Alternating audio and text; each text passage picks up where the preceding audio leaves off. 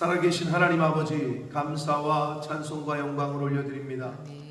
오늘도 저희들에게 새 생명을 주시고 새 날을 허락하시고 또 건강도 주시고 저희들을 깨워주시고 저희들의 발걸음을 아버지의 집으로, 주님의 몸된 교회로, 이 은혜의 보좌 앞으로 인도하시고 이끌어주시고 옮겨주셔서 여호와의 이름을 찬양하며 또 하나님께 기도를 올려드리며 생명의 말씀을 읽고 듣게 하시니 주님 감사합니다. 이 자리에 나온 한 심령들, 저들의 마음의 문을 여시고 저들의 눈과 귀와 입과 머리에 심령에 하늘의 천래의 음성으로 성령으로 임하셔서 하나님의 말씀을 들을 때에 각 심령이 알아야 되고 깨달아야 될 것들이 알게 되어지고 깨달아지는 은혜가 있게 하여 주옵소서. 아버지, 마음을 다하여 힘을 다하여 하나님의 말씀을 듣겠사오니 성령 하나님 말씀하여 주옵소서. 예수 그리스도 이름으로 축복하며 기도 올려옵나이다. 아멘. 자, 하나님께서 고넬료와 베드로에게 각각 주의 천사들을 보내셔서 고넬료와 베드로와 고넬료의 만남이 자신들의 의지와 뜻이 아닌 하나님의 계획하에 이루어지는 것임을 두 사람들에게 각각 알려주셨어요. 그래서 고넬료는 순종해서 사람을 보냈고 베드로는 그 사람들이 오자, 오늘 여기 본문에도 나와 있습니다마는 당시의 유대인들의 법에는 이방인들과 교제하지 않는 게 법이었단 말이에요. 당시의 유대인들의 법에. 근데 하나님께서 환상도 보여주시고 말씀하여 주셔서 그 자신들이 일생을 지켜온 법을 어기고 하나님이 속되다 깨끗하다 하신 것을 속되다 하지 않고 그 말씀에 순종하여 지금 자기가 맞다 이런 표현을 합니다. 자, 이렇게 베드로와 고넬료의 순종 가운데 역사적인 만남이 성사가 됩니다. 즉 복음이 유대인과 예루살렘과 유대 땅을 넘어서 이방에 전파되어지는 한 역사적인 장면을 연출하고 있는 거예요. 그래서 드디어 베드로가 고넬료의 집에 도착합니다. 그리고 나서의 이야기를 이제 전하고 있어요. 이튿날 일어나 그들과 함께 갈새 요빠에서 온 어떤 형제들도 함께 갔다. 이튿날 가이사랴에 들어가니 고넬료가 그의 친척과 가까운 친구들을 모아서 기다린다. 고넬료가 왜 그렇게 했을까요? 자기에게 환상이 부어졌고 베드로를 청하라 하신 말씀을 들었을 때 왜 친척은 말할 것도 없고 친구들까지 불러다가 자기 집에서 베드로를 기다리고 있다는 거예요. 이게 바로 고넬료의 자세였던 거죠. 이 복음을, 이 하나님의 말씀을 혼자만 들을 수는 없다. 친척뿐만 아니라 가까운 사람들, 사랑하는 사람들에게 이 진리를 듣게 해야 된다. 이 열심이 고넬료에게 있던 거죠. 천사가 명한 게 아니었잖아요. 야, 네 친척들, 네 친구들 다 불러. 그래야 된다. 이렇게 말한 게 아니었단 말이에요. 근데 고넬료는 그걸 자기 혼자 들을 수는 없다. 이 열심히 불타는 사람이 전도하는 거예요. 와봐, 와서 들어봐, 예배 좀 드려봐, 좀 만나봐. 이게 왜 안 되느냐? 고넬료의 마음이 없기 때문에. 아니, 이 뜨거움이 있는데 어떻게 말을 안 하냐? 사실 이거는 진리를 아는 사람이라면 안 가질 수가 없는 마음인 거죠. 왜? 죽거든, 이거는. 영원한 죽음. 영원히 죽느냐, 영원히 사느냐 하는 문제가 달려있어. 근데 내 자식이 영원히 죽을 거야. 내 남편이, 내 아내가 영원히 죽어. 내 친척이 영원히 죽어. 이걸 안 알려주면 그걸 아는데도 안 하는 건 직무유기죠. 파수꾼의 비유 있잖아요. 네가 나팔을 불지 않아서 저들이 적군에 의해서 죽임을 당하면 그걸 그 사람의 죽음을 너에게 부를 거다. 근데 네가 나팔을 불었는데도 저들이 피하지 않고 대비하지 않았으면 그 죽음을 너에게는 돌리지 않을 거다. 이게 파수꾼의 비유 아니에요? 그러니까 예수 믿는 사람들은 이 파수꾼의 역할, 이 증인의 역할을 해야 되는 책임이 있는 거예요. 그럼 하나님이 책임만 주시냐? 그렇지 않아요. 책임을 맡겼으면 보상도 따라요. 아멘? 네. 이게 안 되면 이 고넬료와 같은 이런 행동을 못하죠. 지금 고넬료는 친척, 친구들을 다 모아가지고 주의 사도를 기다리고 있는 거예요. 25절 마침 베드로가 들어올 때에 고넬료가 맞아 발 앞에 엎드려 절을 해요. 이게 뭐예요? 왕이 오신 것처럼 절을 합니다. 그러자 베드로가 일으켜 이르되 일어서라 나도 사람이다. 아주 베드로의 겸손, 고넬료의 겸손 이런 걸 엿볼 수 있어요. 왜 절을 했겠어요? 이건 무슨 우상 섬기듯 절한 게 아니라 그 뒤에 또 고넬료의 자세, 이런 자세가 나올 수밖에 없었던 그 고넬료의 신앙이 뒤에 또 언급이 돼요. 그러니까 베드로 사도를 주의 종을 주님 오신 것처럼 지금 하고 있는 거예요. 이 고넬료는 33절 먼저 보시면 우리는 주께서 당신에게 명하신 모든 것을 듣고자 하여 당신 앞에 있습니다 라고 말 안 하잖아요. 다 하나님 앞에 있나이다. 이거는 이 고백은 이 고넬료의 신앙을 그대로 지금 베드로 앞에 있지 무슨 하나님 앞에 있어. 근데 그 주의 종 앞에 있는 것이 하나님 앞에 있다라고 지금 이 사람은 고백하고 있단 말이에요. 이게 대단한 거죠. 지금 내가 하나님 앞에 있습니다. 이 코람데오의 정신. 베드로 사도를 하나님이 보내셨으니 내가 지금 베드로 앞에 있는 게 아니라 하나님 앞에 있습니다. 그건 대단한 거예요. 이와 같은 믿음을 진짜 찾기가 어려운 거죠. 근데 옛날 분들이 그랬다. 주의 종을 진짜 주님이 보내신 분으로 생각했어요. 그런 게 느껴졌어. 제 어린 나이에 그 어르신들의 신앙의 모습, 자세를 보면. 근데 요즘은 그렇지 않다는 거죠. 근데 이 고넬료 보세요. 왜 엎드려 절을 했겠어요? 베드로를 보고. 하나님이 보내신 분이니까 하나님 섬기듯 한 거예요. 27절 더불어 말하며 들어가 여러 사람이 모인 것을 보고 이르되 유대인으로서 이방인과 교제하며 가까이 하는 것이 위법인 줄을 너희도 알거니와.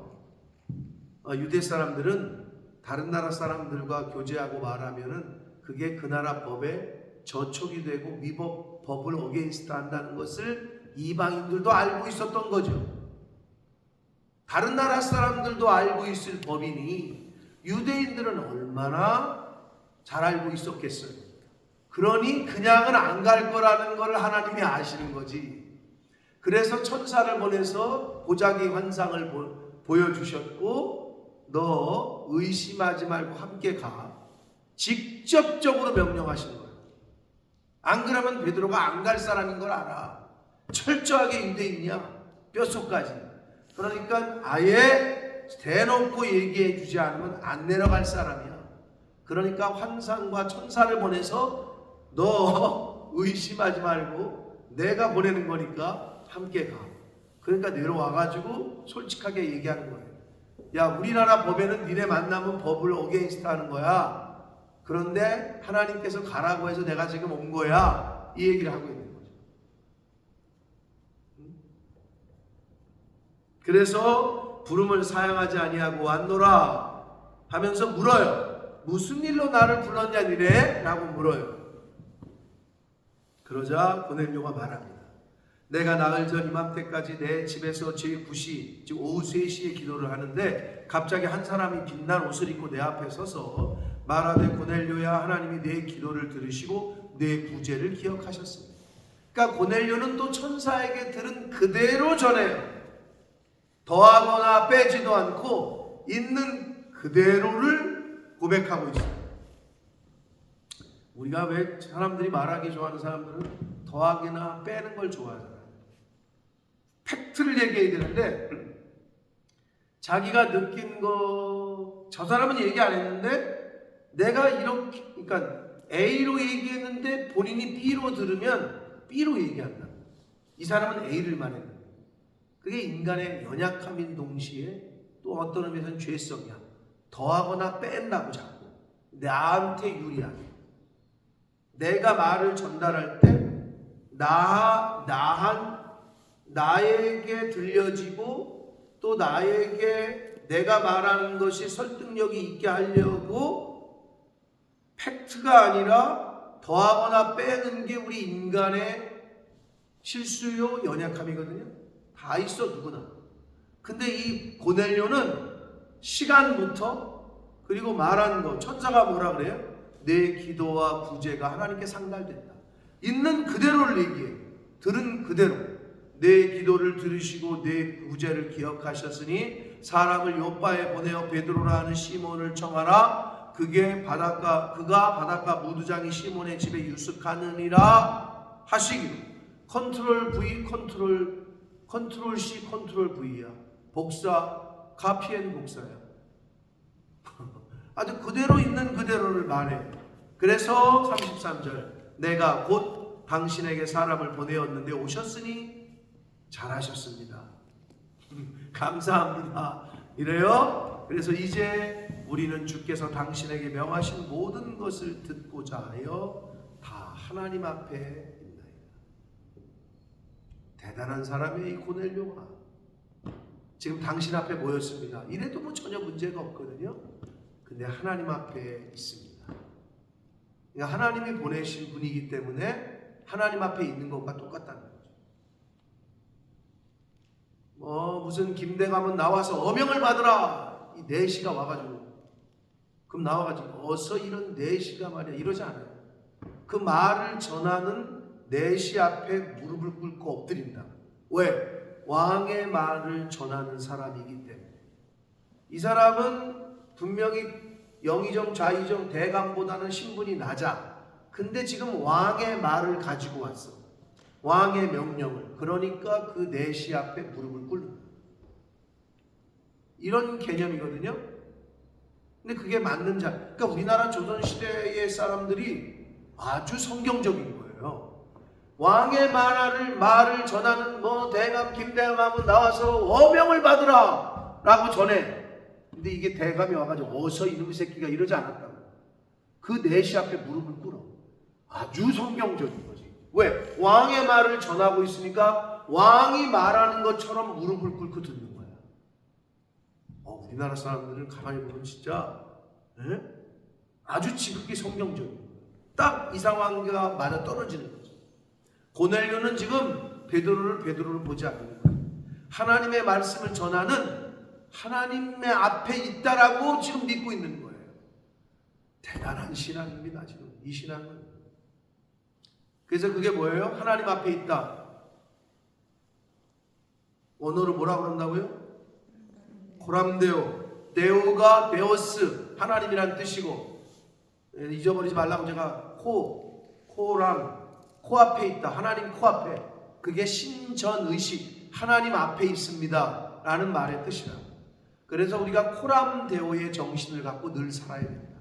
나의 지금 내가 말하고 행동하고 사는 거는 하나님 앞에서 내가 살고 있다. 하나님 앞에 지금 내가 있다. 이게 신전의식, 하나님 앞에서 사는 것과 같은 의식을 가지고 코람데오의 정신으로 살아가는 거다. 이 고넬료가 아주 정확하게 우리에게 보여주고 있습니다.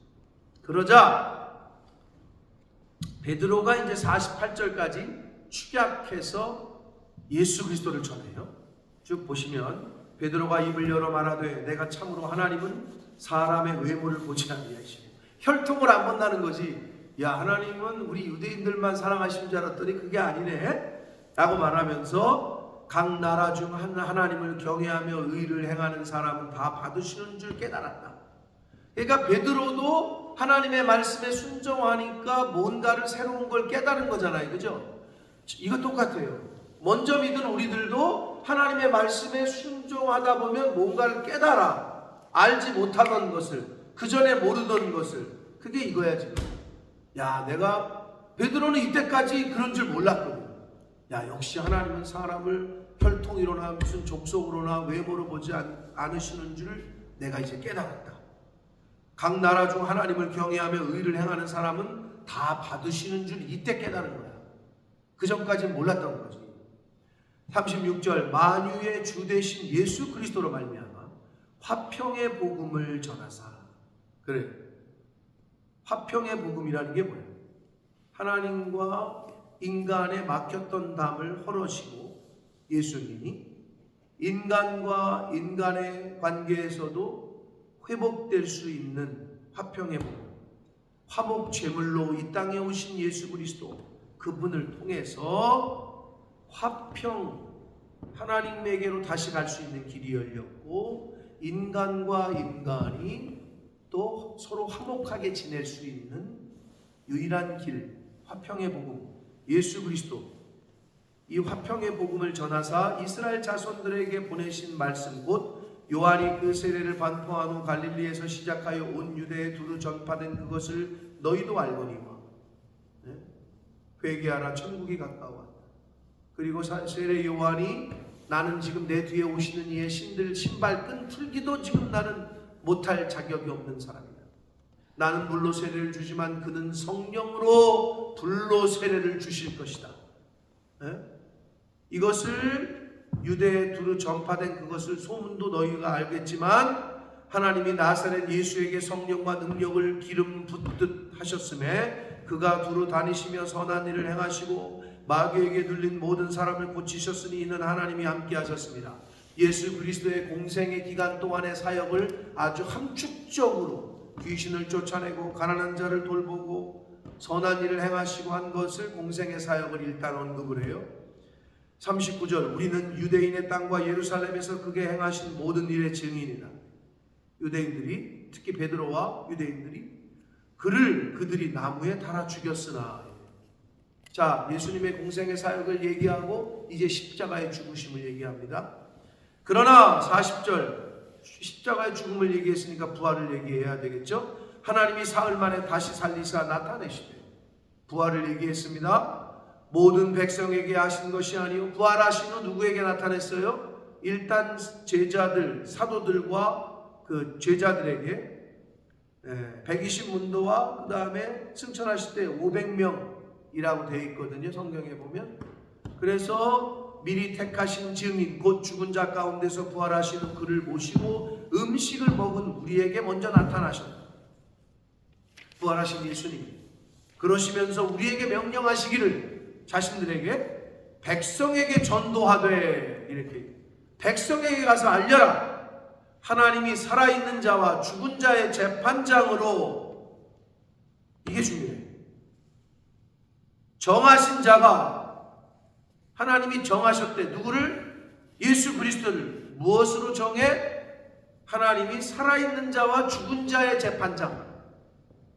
재림하실 예수 그리스도는 재판장으로 오시는 거예요. 다시 정리합니다. 초림하셨던 첫 번째 오신 이유는 구세주, 구원하시는 주님으로 오셨어요.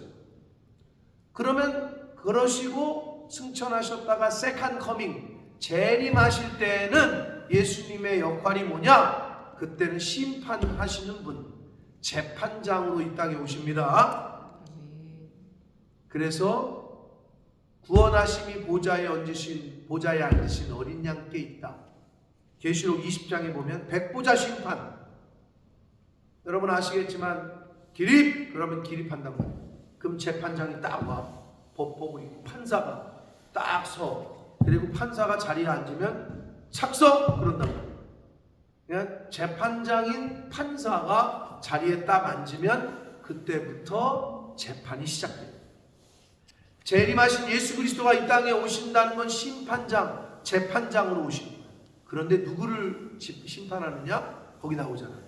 살아있는 자와 죽은 자. 아주 명확합니다. 먼저 죽은 자들과 지금 현재까지 살아있는 자 모두를 재판하실 재판장으로 하나님이 그렇게 정하셨다는 거예요. 그게 곧 이 사람인 것을 증언하게 하셨다. 예수가 바로 심판장이다. 재판하실 분이다. 이거를 증언하게 하셨다는 거예요. 43절 그에 대하여 모든 선지자도 증언하되 그를 믿는 사람들이 다 그의 이름을 힘입어 죄사함을 받는다 하였느니라. 그러니까 복음의 핵심을 지금 고넬료 이방인에게 전하고 있는 거예요. 너희가 소문으로 들었지 예수에 대해서. 예수님이 이 땅에 있는 동안 공생애 동안 이런 일을 하셨지. 근데 유대인들이 그를 죽였다. 근데 하나님이 다시 살렸다. 근데 살아나신 예수가 우리들에게 부탁하셨다. 백성들에게 복음을 전해라. 뭐를?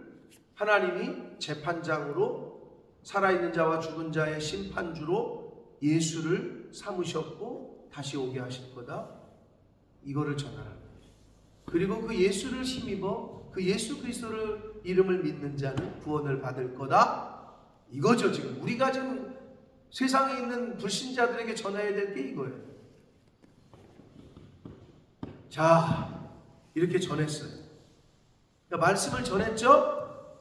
그랬더니 믿음은 들음에서 온다 그랬고 하나님의 말씀을 전하자 성령이 임합니다. 44절 베드로가 이 말을 할 때에 성령이 말씀 듣는 모든 사람에게 내려오시니 그래요. 여기서도 보시면요, 베드로가 이 말을 설교를 할 때 한마디로 성령이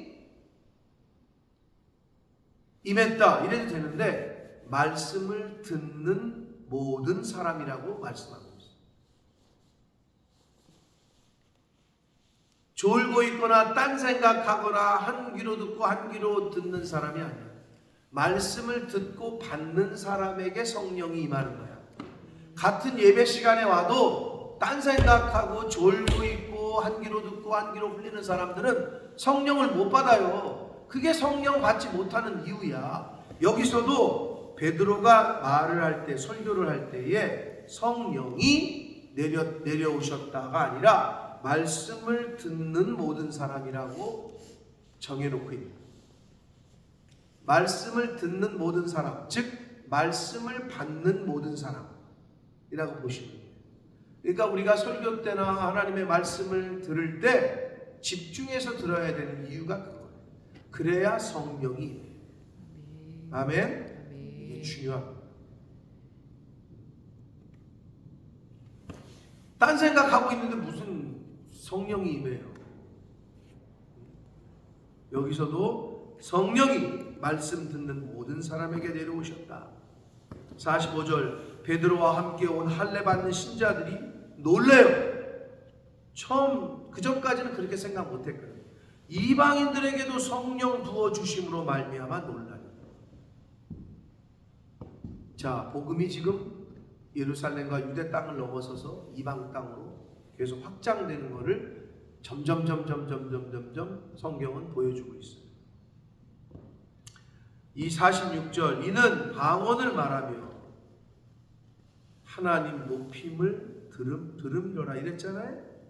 자, 다시 얘기합니다. 이방 사람들이 설교를 들었어. 예수님에 대한. 근데 성령이 임재를 했어. 성령 받은 증거를 딱 여기서 정해놓고 있어요. 성령을 임하자 방언을 말해. 그리고 하나님을 높였대. 여러분, 성령 받은 사람들은요, 이제 이렇게 생각하시면 돼요. 성령 받은 증거가 뭐냐? 그럼 방언 못 받으면 성령 못 받은 거냐?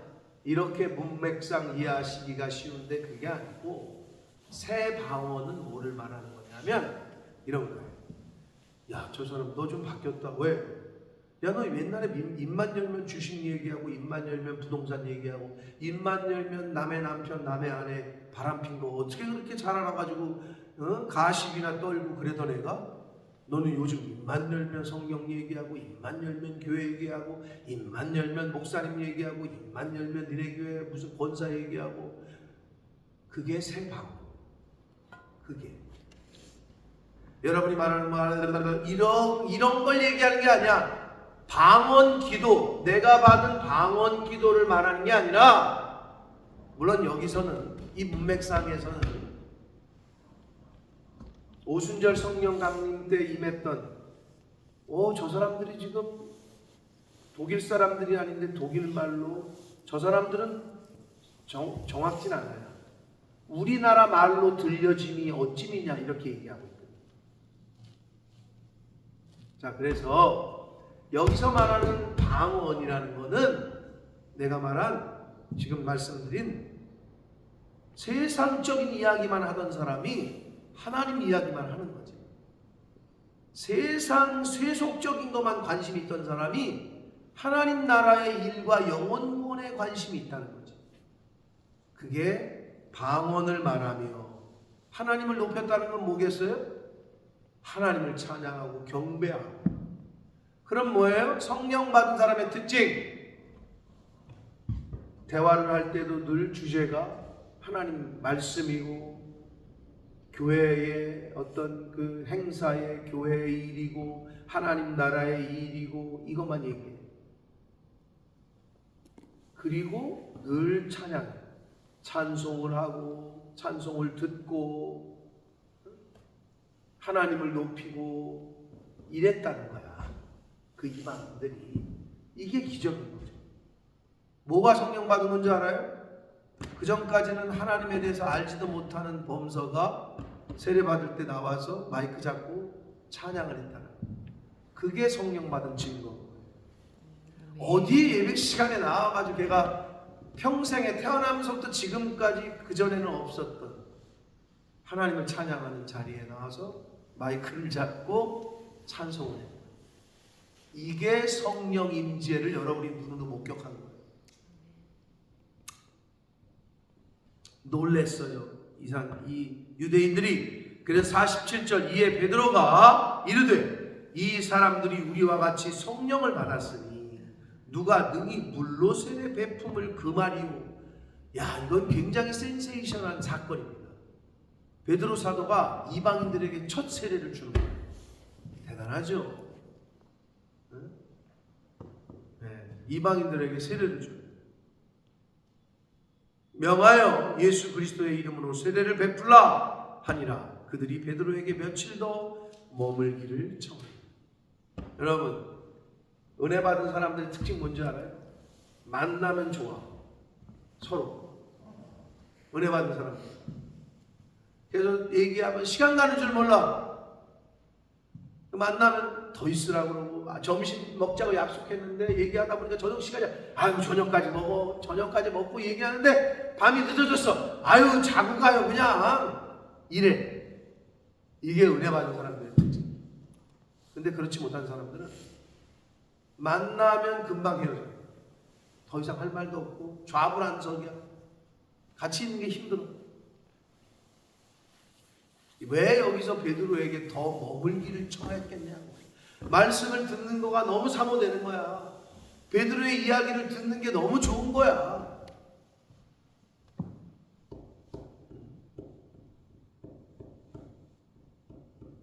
너무 참, 이 고넬료의 모습과 베드로의 모습을 상상해 보세요.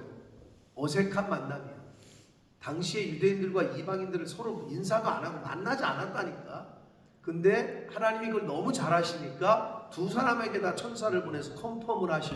이건, 이 미팅은 주선자가 지금 하나님인 거지. 이 베드로와 고넬료의 미팅에 소개팅이지, 소개팅. 소개팅의 주선자가 성령님이고 하나님이야. 여러분, 하나님이 주선하는 미팅을 많이 하게 되시길 축복합니다. 누가 소개한 거예요? 오늘 왜 모이자고 한 거예요? 주선자가 중요하거든.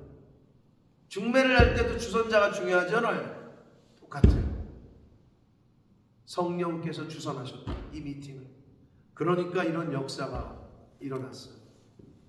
자, 이런 단락의 오늘 말씀에서 우리가 교훈을 받을 수 있는 것은 유대인의 법으로는 금지되는 것을 베드로가 깼어요. 왜? 유대인의 법보다는 하나님의 말씀, 하나님의 법이 우선이기, 세상의 법보다는 하나님의 말씀이 우선되는 줄 믿습니다. 근데 요즘은 충돌을 해요. 세상이 공격을 해요. 예수 그리스도 똑같죠. 당시에 유대인들이 주의 이름으로 말하는 걸 금하고 제자들을 채찍질해서 내보냈다 그랬잖아요. 오늘날 똑같아요. 영국이 그렇잖아요. 예수만, 기독교에만 구원이 있다, 이걸 법적으로 말하지 못한다니까. 종교다원주의를 인정하고 동성애를 인정하고 동성 결혼을 인정하고 성경은 아니죠. 그러니까 충돌한다고 이 법이 세상 법과. 이럴 때 이제 너무 힘든 거죠. 우리 믿는 사람. 그거를 선택해야 될 때가 올 수도 있는 거죠. 아직 우리에게 평민들까지는 아니야. 근데 영국교회 목사님들은 이미 위협을 받고 있죠. 강단에서 그렇게 그거 설교했다가 호모섹슈얼 니네 죽는다 이랬다가는 바로 경찰서에 잡혀가는 거야. 이 말을 못한다니까. 불법이다 못한다니까. 우리나라도 통과되잖아요, 법이. 그럼 그렇게 설교했다가는 이제 누가 고소하면 잡혀가는 거예요. 이렇게 충돌한다. 근데 베드로는 하나님의 법에 순종을 했어요. 자, 여러분, 코람데오 오늘 배웠어요. 고넬료의 신앙, 코람데오의 정신이 저와 여러분에게도 있어야 될 줄 믿습니다. 그리고 마지막으로, 누가 충성할 수 있고 누가 순종할 수 있느냐? 사람들이 우리와 같이 성령을 받았으니 누가 능히 물로 세례 베품을 금하리요? 금하고 있었다고. 지금까지는 이방인들에게 세례 주는 거 금했다고.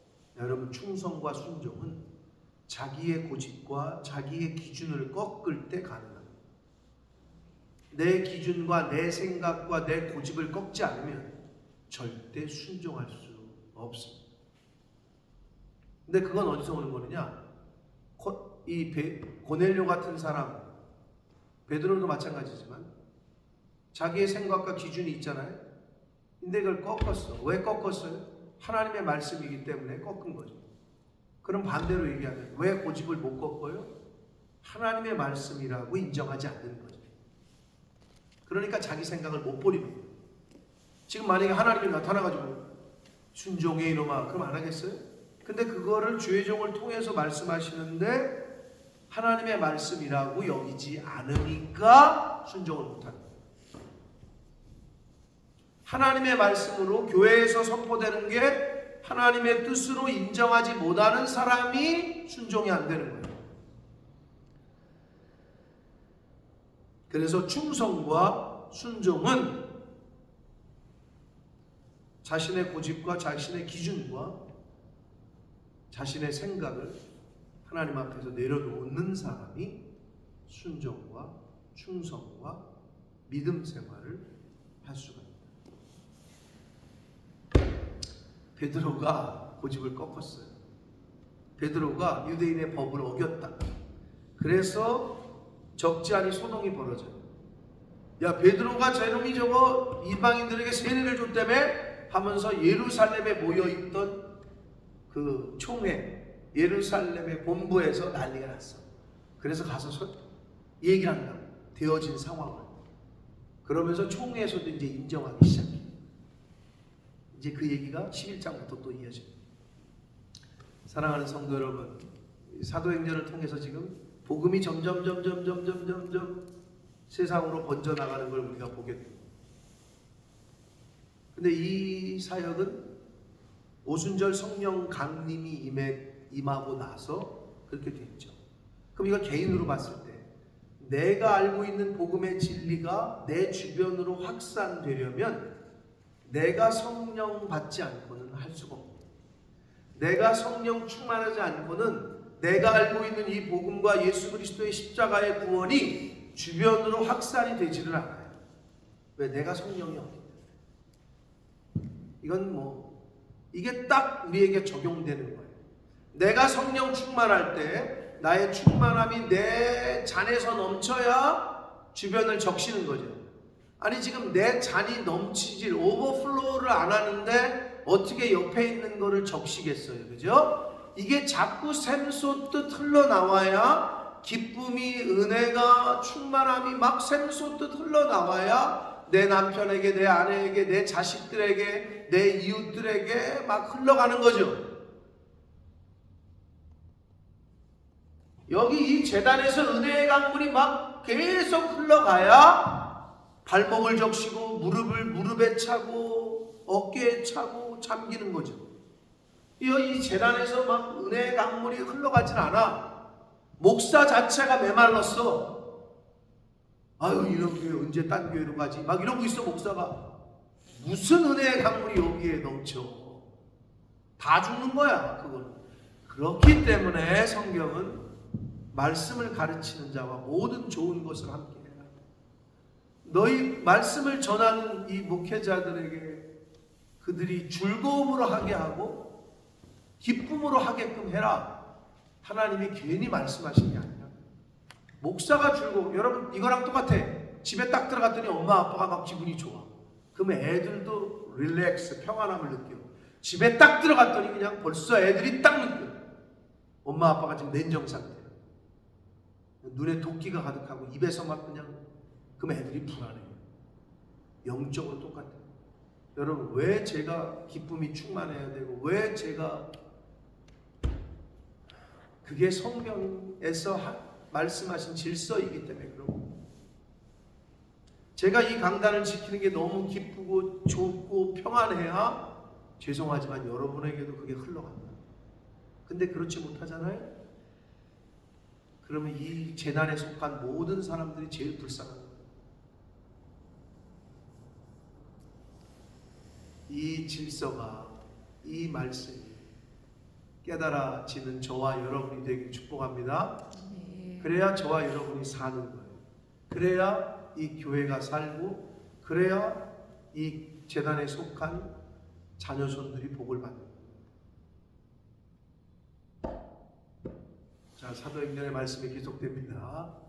여러분 우리가 성령 충만 받아서 복음이 내 안에만 머물러 있는 게 아니라 내 주변에도 자꾸 흘러 넘치게 되는 은혜와 역사가 저와 여러분의 오늘의 삶 가운데에서 그리고 남은 인생 가운데에서 보여지고 증거되는 삶이 되기를 예수 그리스도 이름으로 축복합니다. 아멘. 살아계신 하나님 아버지 감사와 찬송과 영광을 올려드립니다. 저희가 무엇이간데 저희들 이 자리에 있게 하시는 제가 무엇이간데 주의 말씀을 시중들게 하시는 저희가 무엇이간데 새벽에 내가 너를 도우리라 하신 이 복된 자리에 있게 하시는지 주님 감사합니다. 아버지 하나님 베드로 사도가 하나님의 명령에 말씀에 순종하여 고넬료를 찾아갔고 고넬료와 그와 함께 했던 모든 사람들에게 복음을 전했고 그들에게 세례를 베풀었습니다. 역사적인 일이었습니다. 상종도 안 하던 그 시절에 베드로는 주의 말씀에 순종하여 그대로 행했고 세례를 베풀었습니다. 아버지, 내 안에 은혜의 강물이 흘러넘쳐야 그것이 내 사랑하는 가족들에게 이웃들에게 흘러가게 될 줄 믿습니다.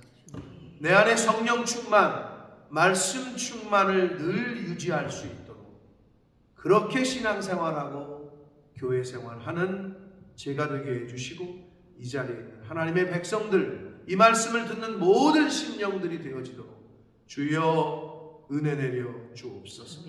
아버지 오늘 하루도 호람대오의 정신으로 살겠습니다.